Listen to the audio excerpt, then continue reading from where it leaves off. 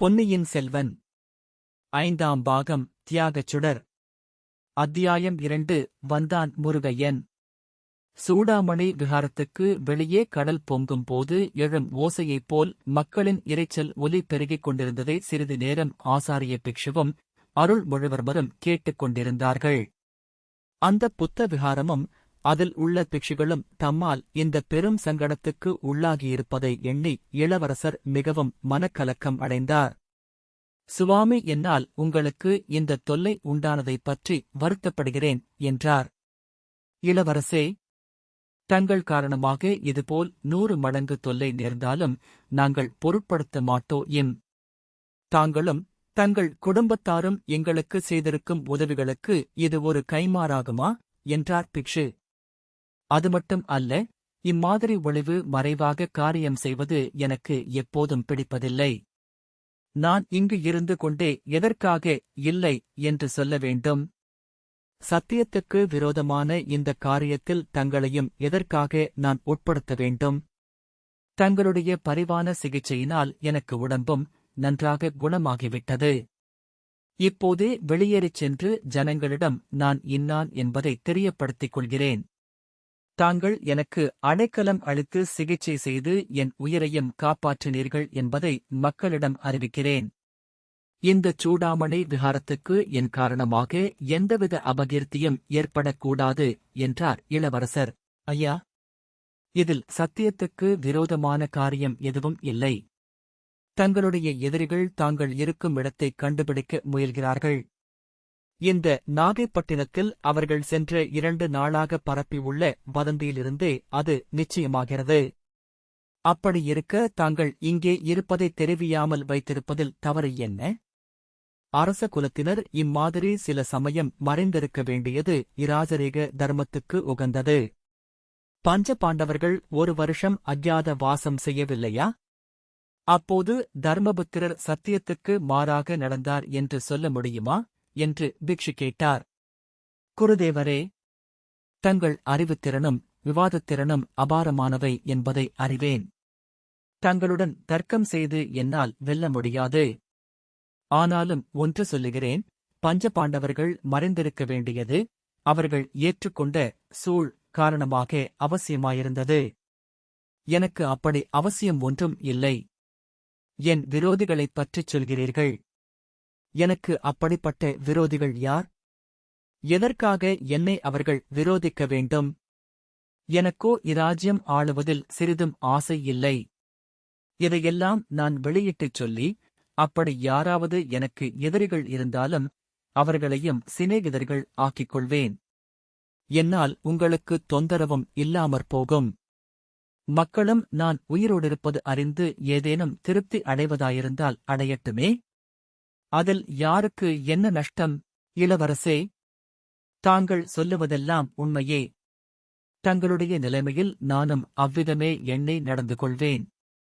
ஆனால் அதற்கு தடையாக நிற்பது தங்கள் திருச்சகோதரி குந்தவை பிராட்டிக்கு நாங்கள் கொடுத்திருக்கும் வாக்குறுதிதான். பழையாறை இளைய பிராட்டியைப் போன்ற அறிவர் சிறந்த மாதரசி சோழ குலத்தில் தோன்றியதில்லை என்று தாங்களே பலமுறை சொல்லியிருக்கிறீர்கள். வேறு எந்த இராஜ குலத்திலும் தோன்றியதில்லை என்பது என் கருத்து. அவர்தாம் செய்தி அனுப்பும் வரையில் தங்களை இங்கே வைத்து பாதுகாக்கும்படி சொல்லிவிட்டுச் சென்றார். முக்கியமான காரணம் இன்றி அவர் அவ்விதம் சொல்லியிருக்க மாட்டார். சுந்தர சோழ சக்கரவர்த்தியின் குடும்பத்துக்கு விரோதமாக சோழ நாட்டு சிற்றரசர்கள் பலர் சதி செய்வதாக நாடெல்லாம் பேச்சாக இருந்து வருகிறது. மற்றொரு பக்கத்தில் பாண்டிய நாட்டைச் சேர்ந்த சிலர் இரகசிய சதி வேலை செய்து வருவதாகவும் பேசிக் கொள்கிறார்கள்.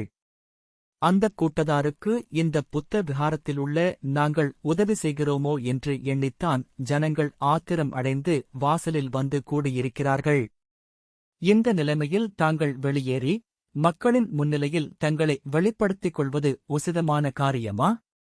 யோசியுங்கள். அதைக் காட்டிலும் தங்களை பாதுகாக்கும் முயற்சியில் எங்களுக்கெல்லாம் ஏதேனும் சங்கடம் நேர்ந்தால் நேரட்டுமே. அதற்கு நாங்கள் ஒரு நாளும் பின்வாங்கப் போவதில்லை. இவ்வாறு தலைமை பிக்ஷு சொல்லிக் கொண்டிருந்த போது இன்னொரு இளம் சந்நியாசி அங்கே பரபரப்புடன் வந்தார். சுவாமி, நிலைமை மிஞ்சிப் போய்விட்டது. ஆயிரக்கணக்கான மக்கள் சூழ்ந்து நின்று இளவரசரை பார்க்க வேண்டும் என்று கூச்சலிடுகிறார்கள். இளவரசர் இங்கே இல்லை என்று நாங்கள் எவ்வளவு சொல்லியும் பயனில்லை. நாங்களே விஹாரத்துக்குள் வந்து சோதித்துப் பார்க்க வேண்டும் என்று கூச்சலிடுகிறார்கள். அவர்களுக்கு நாம் ஏதாவது ஒரு வழி சொல்லாவிட்டால் பலாத்காரமாக உள்ளே புகுந்து விடுவார்கள் போலிருக்கிறது என்றார். அவர்களுக்கு நாம் என்ன வழி சொல்ல முடியும்? புத்த பகவான் அவர்களுடைய மனத்தை மாற்ற ஏதேனும் வழி கூறினால்தான் உண்டு என்றார் தலைமை பிக்ஷு. இளவரசர் அப்போது, குருதேவரே, எனக்கு ஒரு வழி தோன்றுகிறது.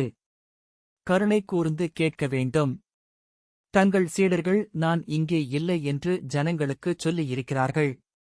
இனி நான் ஜனங்களின் முன்னிலையில் போய் நின்றால் தங்கள் சீடர்களின் வாக்கை பொய்யாக்கியதாகும்.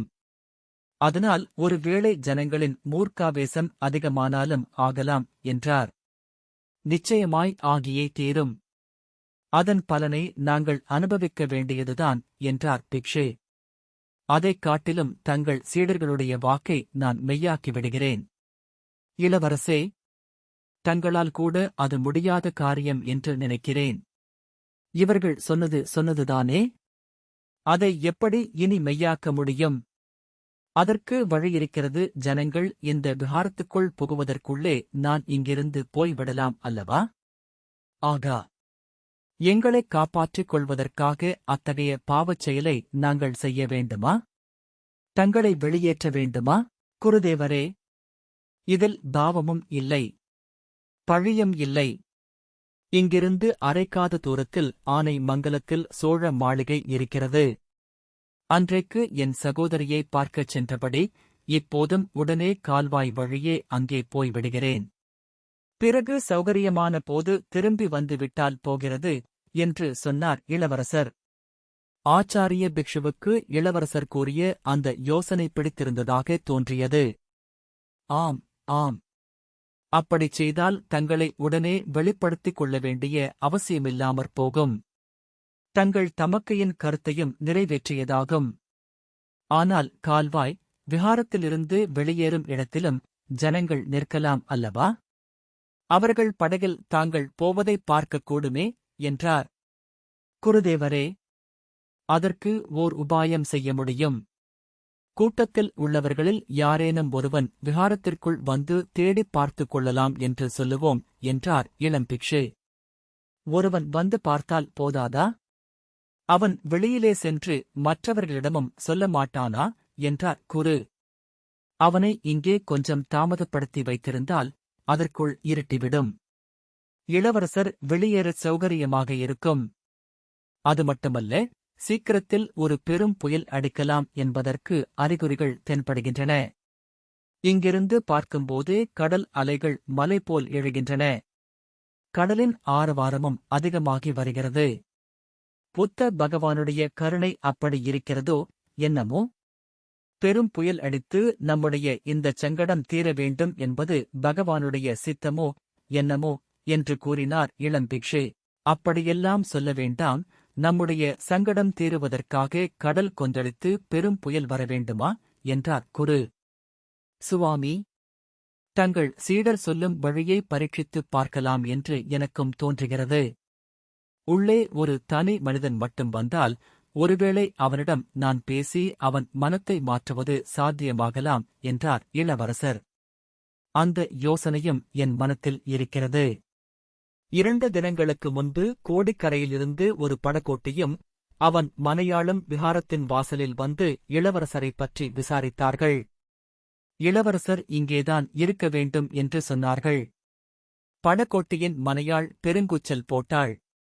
ஆகா, அப்படிப்பட்ட படகோட்டி யார்? அவன் பெயர் என்னவென்று தெரியுமா என்றார் இளவரசர். ஆம், தன் பெயர் முருகையன் என்று சொன்னான். கோடிக்கரை தியாக விடங்கர் மகன் என்று கூறினான். அவன் எனக்கு நன்கு தெரிந்தவன். என் விருப்பத்துக்கு விரோதமாக எதுவும் செய்ய மாட்டான். அவனை ஏன் என்னிடம் அழைத்து வரவில்லை? அவன் பெண்டாட்டியினால் நமது இரகசியத்தைக் காப்பாற்ற முடியாது என்று எண்ணினோம். இப்போது அவனும் அவன் மனையாளும் மக்கள் கூட்டத்தில் இருக்கிறார்கள். பழம் நழுவி பாலில் விழுந்தது போலாயிற்று. படகோட்டி முருகையனை மெதுவாக இங்கே அழைத்து வந்துவிடுங்கள். நான் இட்ட கோட்டை அவன் தாண்டவே மாட்டான். இருட்டிய பிறகு திரும்பி வந்து அவனே என்னை படகில் ஏற்றி ஆனைமங்கலத்துச் சோழ மாளிகைக்கு அழைத்துப் போய்விடுவான் என்றார் இளவரசர். ஆச்சாரிய பிக்ஷு, இளவரசரே, இந்தக் காலத்தில் யாரையும் பூரணமாக நம்பி விடுவதற்கில்லை. இந்தப் படகோட்டியும் அவரது மனையாளுந்தான் 2 நாளாக இந்தப் பட்டினத்தில் தங்களைப் பற்றிய வதந்தியை பரப்பியிருக்க வேண்டும் என்று கருதுகிறேன். அப்படியே இருந்தாலும் அதனால் பாதகமில்லை. எப்படியும் யாரேனும் ஒருவனை விகாரத்துக்குள் அழைத்து வரவேண்டும் அல்லவா? அவன் கொஞ்சம் பெண்டாட்டி சொல்லுகிறபடி ஆடுகின்றவன்தான்.